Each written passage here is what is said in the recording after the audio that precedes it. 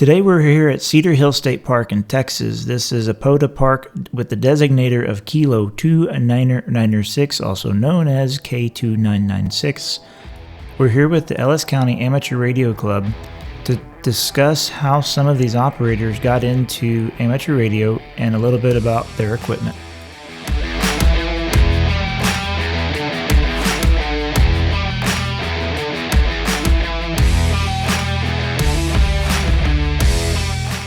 If you enjoy this content, please like and subscribe. It really helps out the channel.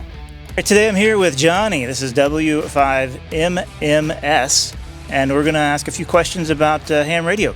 So Johnny, what got you into amateur radio?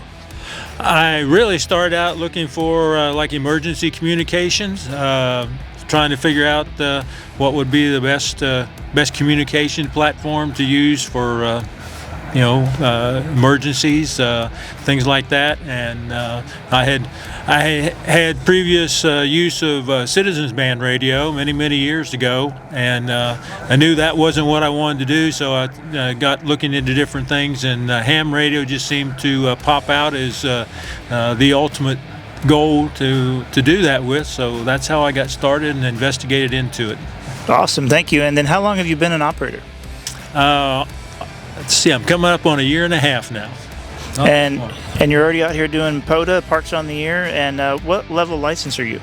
I have my extra license. It was one of those things, got the technician to get started, and just knew that I knew people were doing the Parks on the Air, which required pretty much a general license to be able to do it on the HF band. So just motivated me to go further, and one step led to the other. Well, congratulations on the extra license, and hope you're having fun out here doing POTA. Give us a little information on the equipment you're using today. I see you have an FT-891. Why did you choose that radio? Well, I just recently got the FT-891.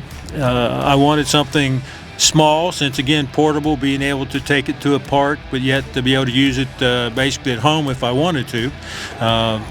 So that seemed to be the predominant radio that everybody was using in the park. So that seemed to be my choice, that I went for that. Very satisfied with it. Seemed to be a good operating radio. And then of course you have to have some other items that go along with it to make it work properly. So, but that's the radio and why I got it. Well, as you mentioned, you'll need some other items to make it work properly. The FT-891 doesn't have a tuner in it. I see you have a tuner here today. Tell us a little bit about what you're doing with your tuner. Yeah, well, of course, to get a resonant antenna, you can't carry every antenna for every frequency. So the tuner allows us to take the antenna that you have and change the residency to where the radio will recognize it as the proper, being on the proper band, proper frequency. And so that's the reason I got the tuner. I had a previous radio, or let's put it this way: the radio I have in my house has an internal tuner built into it. So I'm able to do that with just a push of the button on that radio. With this one, it's a separate box that I have to hook up to the antenna, in between the antenna and the radio, and it works very well.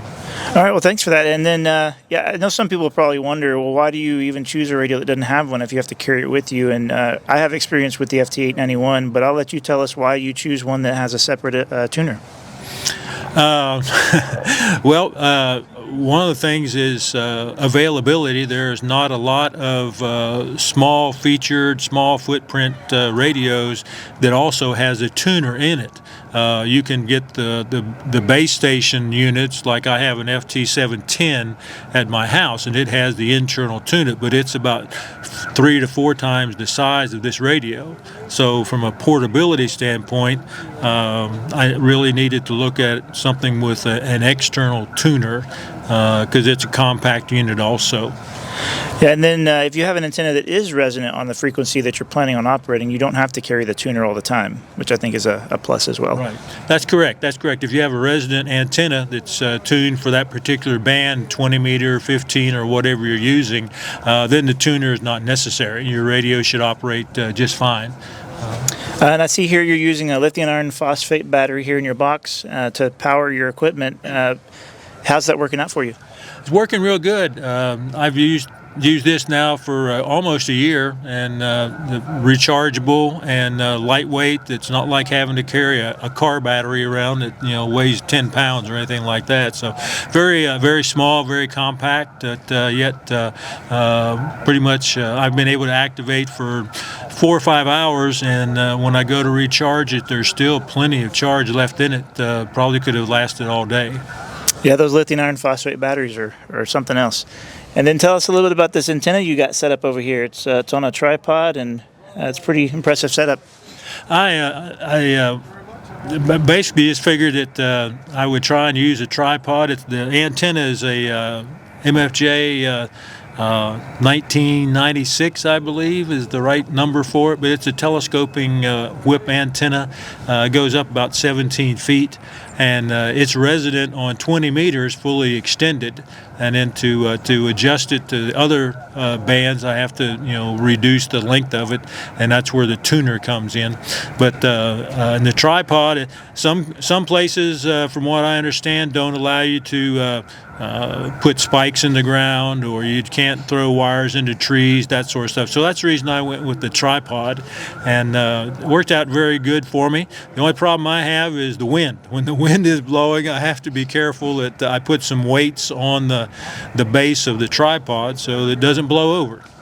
Well, that's a very good idea. Well, I appreciate you taking the time with us. I'll let you get to operating and making some contacts. We'll listen in. All right. Well, thank you very much. Appreciate it. CQ for Parks on the Air. This is Whiskey 5, Mike Sierra, calling CQ. No, I'm sorry, station, I can't copy you right now. Can you try your call one more time?